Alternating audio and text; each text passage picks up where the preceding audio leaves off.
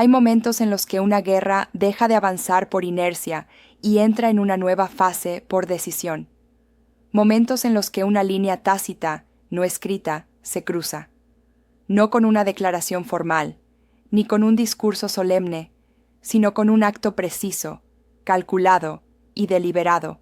Lo ocurrido en una zona ocupada, un golpe selectivo, ejecutado con aparente exactitud, pertenece a esa categoría, y la respuesta de Moscú, prometiendo una reacción proporcional, indica que el conflicto ha entrado en un terreno más estrecho, más peligroso, donde el margen de error se reduce y las consecuencias se amplifican.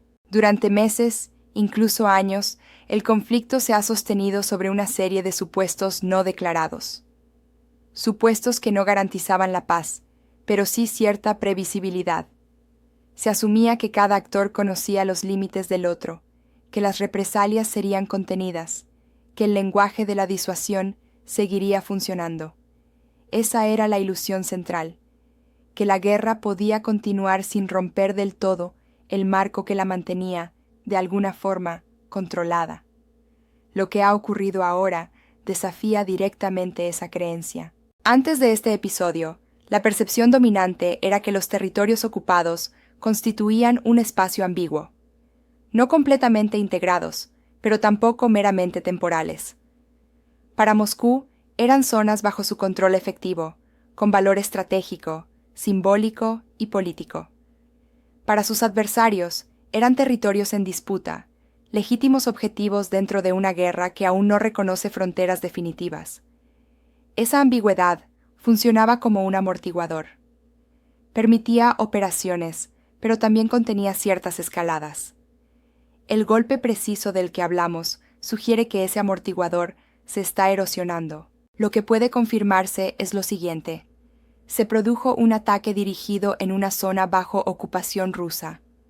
No fue un bombardeo indiscriminado ni una acción de gran escala. Todo indica que el objetivo fue específico, posiblemente de valor militar o logístico.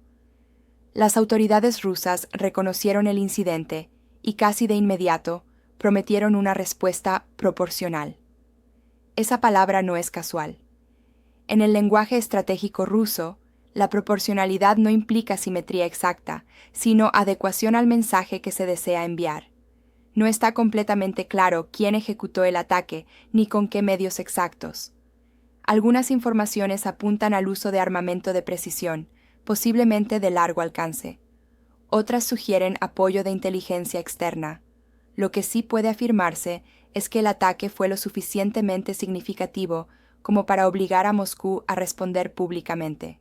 Y en este tipo de conflictos, la respuesta verbal suele preceder a la respuesta material. Más allá del daño físico, el impacto real de este golpe es psicológico y estratégico. Afecta a la percepción de control. Un territorio ocupado se supone protegido, vigilado, asegurado. Cuando es alcanzado con precisión, se transmite un mensaje inquietante. La ocupación no garantiza invulnerabilidad. Para las fuerzas rusas desplegadas en esas zonas, esto introduce una variable nueva, la incertidumbre constante. Para el liderazgo en Moscú, supone un desafío directo a la narrativa de estabilidad que intenta sostener. La credibilidad es otro elemento central. En conflictos prolongados, la credibilidad se convierte en una moneda estratégica. Cada acción, cada omisión, cada respuesta, o falta de ella, se evalúa no solo por sus efectos inmediatos, sino por lo que comunica al adversario y a terceros.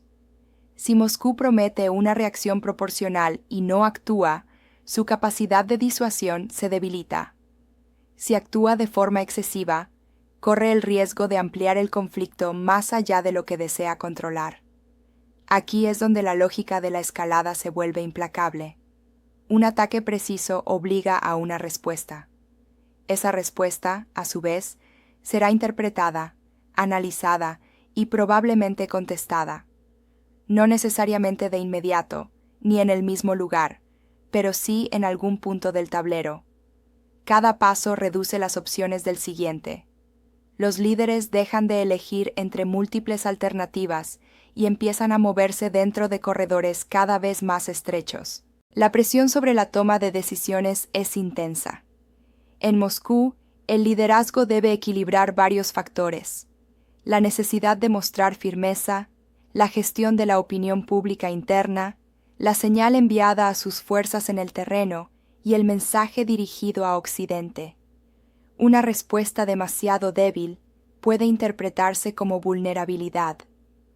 Una respuesta demasiado fuerte puede provocar reacciones en cadena difíciles de contener. Pero este episodio no ocurre en el vacío. Tiene implicaciones internacionales claras. Para Estados Unidos, representa un nuevo punto de tensión en un conflicto que intenta gestionar sin implicarse directamente. Washington observa con atención cualquier indicio de escalada que pueda arrastrarlo a una confrontación más directa, ya sea por compromisos políticos, militares o de credibilidad ante sus aliados. En Europa, especialmente dentro de la OTAN, el impacto es doble. Por un lado, refuerza la percepción de que la guerra sigue siendo impredecible y potencialmente expansiva. Por otro, intensifica el debate interno sobre apoyo militar, límites de implicación y preparación ante escenarios más graves. La estabilidad europea, ya frágil, se ve nuevamente cuestionada. Rusia, por su parte, no solo responde al ataque en sí, sino a lo que representa: la demostración de que sus posiciones en territorios ocupados pueden ser alcanzadas. Esto tiene implicaciones para su postura negociadora, su despliegue militar y su relación con otros actores estratégicos, como China o Irán. Estos observan cuidadosamente cómo Moscú maneja la situación, no solo por solidaridad, sino por cálculo propio. China, aunque distante del teatro inmediato, evalúa el precedente. Observa cómo se gestionan las líneas rojas, cómo se responde a los golpes precisos, cómo se equilibra la fuerza con la contención. En conflictos futuros, estas lecciones pueden resultar determinantes. Irán, por su parte, ve confirmada la utilidad de las estrategias indirectas y de la presión calculada, sin enfrentamientos frontales. El riesgo central en este punto es la mala interpretación. Un ataque pensado como limitado puede ser leído como un cambio de estrategia.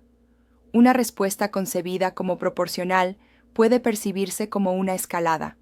En guerras modernas, donde la información es incompleta y la propaganda constante, la percepción puede ser tan peligrosa como la realidad. Existen varios escenarios plausibles a partir de aquí. En uno, Moscú responde de forma contenida, seleccionando un objetivo que permita restaurar la disuasión sin provocar una reacción internacional desmedida. Este escenario no elimina el riesgo, pero lo gestiona. En otro, la respuesta es más contundente, quizá para enviar un mensaje inequívoco. Ese camino aumenta significativamente la probabilidad de contraataques y de una escalada sostenida.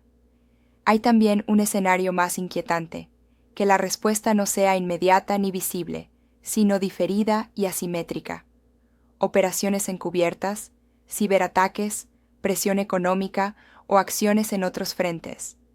Este tipo de respuesta es difícil de atribuir, pero puede ser igual de desestabilizadora. Ninguno de estos escenarios es benigno. Todos implican riesgos elevados, y todos dependen de factores difíciles de controlar: errores de cálculo, fallos de inteligencia, decisiones tomadas bajo presión extrema. La historia demuestra que las grandes escaladas rara vez comienzan con intenciones declaradas de guerra total. Comienzan con promesas de proporcionalidad. Al final, lo que este episodio revela es la fragilidad del equilibrio actual. Un equilibrio sostenido más por el miedo a las consecuencias que por una verdadera estabilidad. Cada golpe preciso, cada respuesta anunciada, va erosionando ese frágil entramado. No estamos ante un colapso inmediato, pero sí ante una acumulación de tensiones que reduce el margen para soluciones políticas. La pregunta que queda abierta no es si habrá una reacción, sino qué forma tomará y cómo será interpretada. En un conflicto donde cada acción tiene múltiples audiencias: el enemigo, los aliados, la opinión pública interna y los observadores externos. El riesgo no es solo militar, sino estratégico. En este punto, la guerra ya no avanza solo por el terreno que se gana o se pierde, sino por la percepción de control que se conserva o se pierde. Y cuando esa percepción se fractura, incluso un golpe preciso puede tener consecuencias desproporcionadas.